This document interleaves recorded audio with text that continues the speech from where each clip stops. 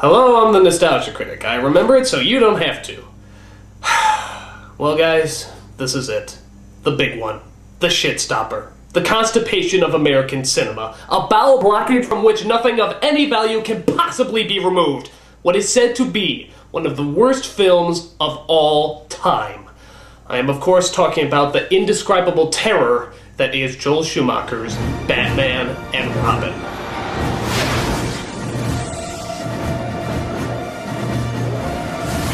We are talking about a movie that's so bad that lawyers are actually making reasonable arguments that their client's crime may be horrible, but at least they didn't make Batman and Robin. And in the remotest parts of Southeast Asia, it is still considered the #1 preferred form of execution. No! No, please! Anything but that! So as you can tell, I am not looking forward to reviewing this stinker. However, before I review it, let's take a look at the declining history of these Batman movies. The first Batman film was released in 1989 under the direction of then-newcomer Tim Burton. It was edgy, dark, and made just as much for adults as it was for children. In fact, it was made more for adults, and continues to be the highest-grossing Batman movie to date. The second film, Batman Returns, was also very edgy and dark, but maybe a little too dark. A lot of people didn't gravitate towards the often disgusting Penguin or the exceptionally depressing storyline. While the first Batman ended on a triumphant note, Batman Returns' ending was more bittersweet, and left a lot of people feeling kind of empty. While still a big hit, Batman Returns wasn't the mega blockbuster Warner Brothers was hoping for. So Burton was booted off the movie sequels and replaced with another director. Enter Joel Schumacher, director of the third Batman film, Batman Forever, which was definitely more kid-friendly, bringing in stars like Jim Carrey, some bright flashy colors, and some really corny one-liners. It's the car, right? Chicks love the car. It wasn't good, but it certainly wasn't horrible. It was the Batman film studios always wanted, safe and marketable. And as you would imagine, it was a big hit. So logically, Schumacher was called in to direct the next one. And seeing how this is one of the worst films of all time, special precautions have been made today to prevent me from killing myself. For example, all sharp objects have been removed from the building. They took away my tie so that I don't hang myself. And, they also padded the edge of my glasses so that I don't jab them in the sides of my throat. But they didn't count on my cyanide pills. So, let's take a look and see just how bad Batman and Robin really is. Well, this doesn't seem too bad. They're just suiting up, there's the Batmobile, the music's nice. Maybe this won't be so horrible after all. I want a car. Chicks dig the car. This is why Superman works alone.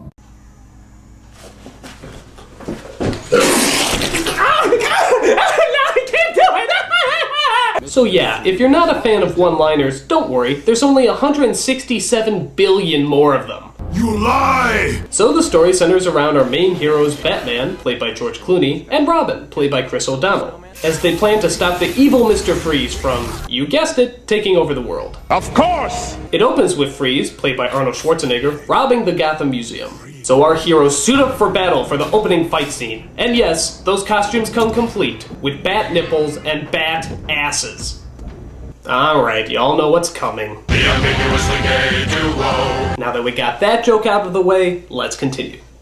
Mr. Freeze is stealing a diamond that apparently powers his Sub-Zero suit. Apart from that, his only goal seems to be making jokes about a subject matter that unfortunately lends itself to a lot of insufferable puns. And I'll give you 4 guesses as to what that subject matter is. A. Celebrity gossip. B. Political satire. C. Family dilemmas. Or D. Ice! Iceman cometh. Kick some ice. Can you be cold? Chill. Freeze well. Cool party. Stay cool. If your answer was D, no fucking shit! Thanks for playing. So Batman comes busting in along with his sidekick Robin on his motorcycle. As the fight scene rages, we get an onslaught of lame lines and over-the-top stunts. Nice catch.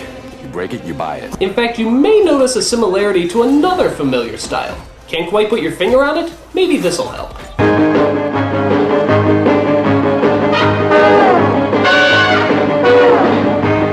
That's right, this Batman movie has stopped moving forward with its dark storyline and complex character development, and has instead gone back to the campy, bright, and colorful style of the original Adam West TV show.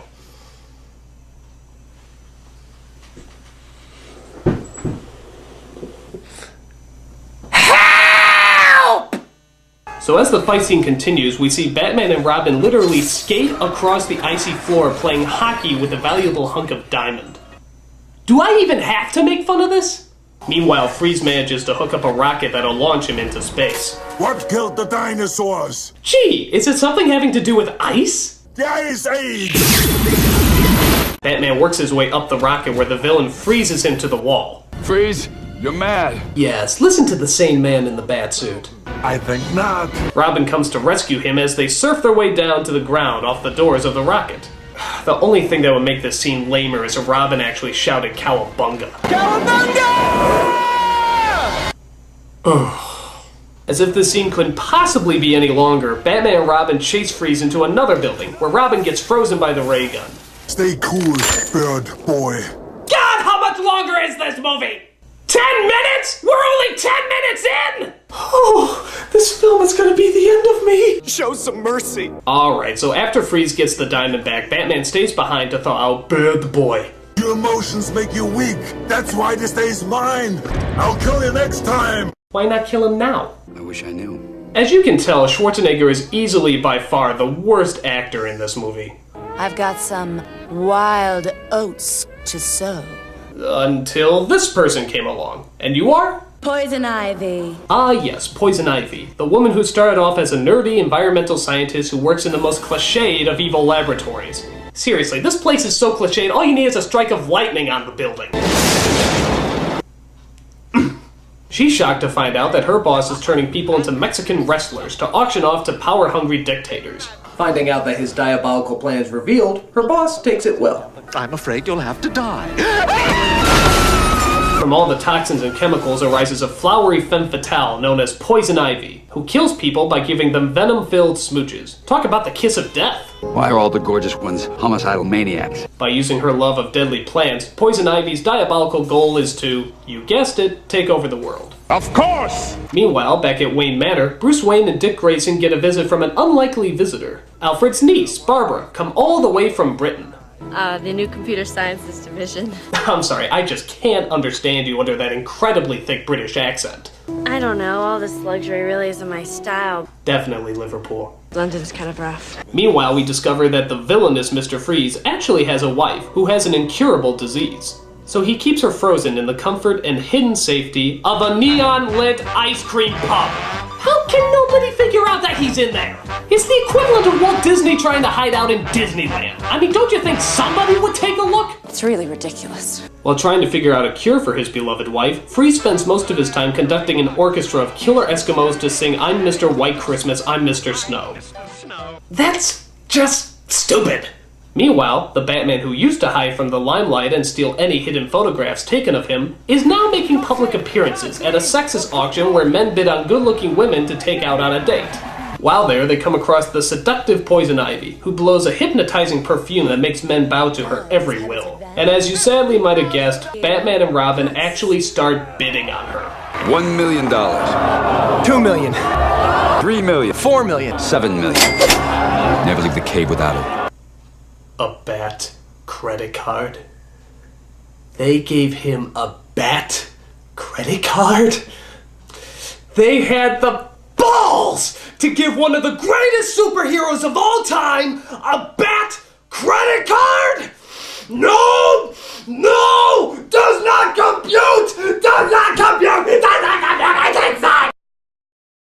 I apologize for that outrage. It was childish and immature.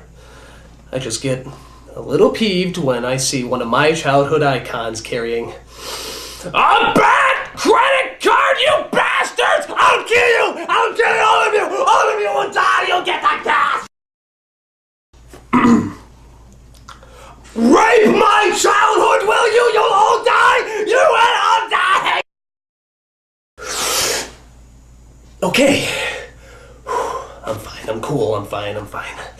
So, after Batman uses the... you know what? Mr. Freeze busts in and ruins the party. But through an exciting chase, Batman catches Mr. Freeze doing God knows what to him under that cape, and places him in Arkham Asylum.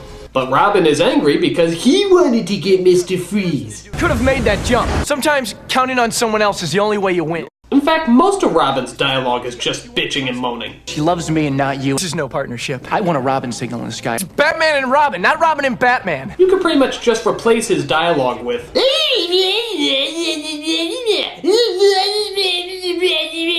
Look, I made a mistake. I'm sorry. Meanwhile, in story number 12, we see that Barbara gets out all her rage and emotions by partaking in pointless motorcycle chases.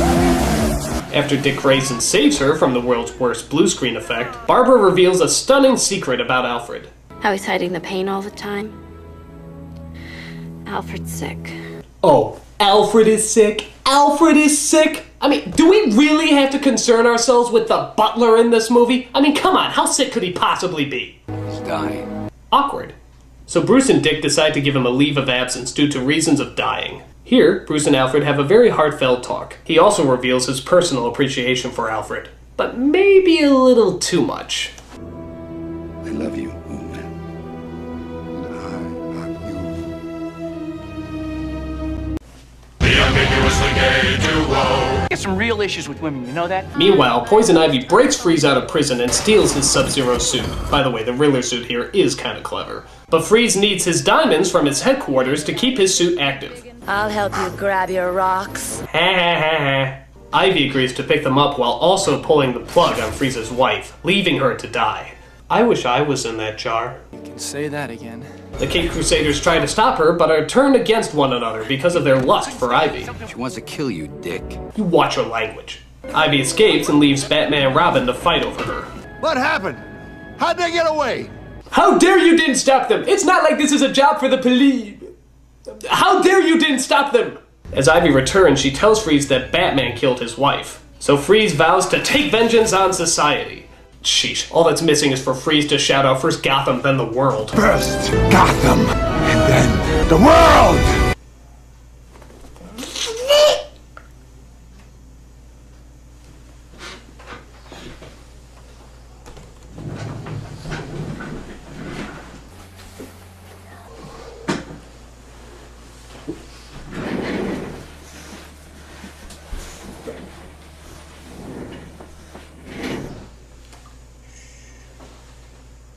I hate this. Look at that. That's so lame. This is idiotic. I really hate this. This is so stupid. I wish I could kill myself.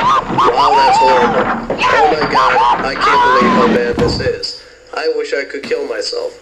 So while Freeze tries freezing the world, Ivy tries to seduce the dynamic duo. And here's something you never thought you'd see in this movie: a man kissing a woman. No, Robin, no, you're just confused. But rubber lips sink ships as Batman and Robin put their feud behind them and are ready to kick some green thumbs. Meanwhile, Barbara finds out what anyone with a brain cell could, that Bruce and Dick are Batman and Robin. And you gotta love her expression when she finds it out. She finds the Batcave where a virtual reality Alfred, I know, just go with it, tells her that he knew she would find out who they were, discover the Batcave, and has even prepared a batsuit for her to go out and fight crime. Oh, well, of course. So Barbara helps her colleagues by becoming the fearsome Batgirl, the only character in this movie who should have bat nipples, but doesn't seem to have them. I never thought a catfight between Uma Thurman and Alicia Silverstone could be so boring. So she defeats Poison Ivy by knocking her into her own man-eating plant. I think the only thing missing here is for Poison Ivy to shout out curses. Go ahead, say it. I dare you. I double dare you, motherfucker! You know you want to. You know you want to do every cliche in the book. Go ahead, say it! Say it! Say it! Curses! God damn this movie! It did it! It finally did it! Batman has driven me batshit crazy!